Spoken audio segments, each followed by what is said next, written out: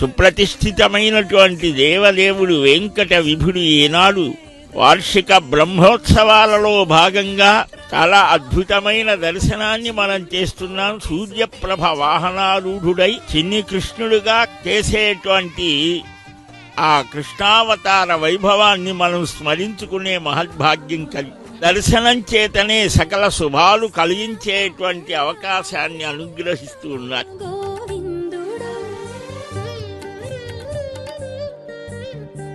వ్యత్యస్త పాదారవి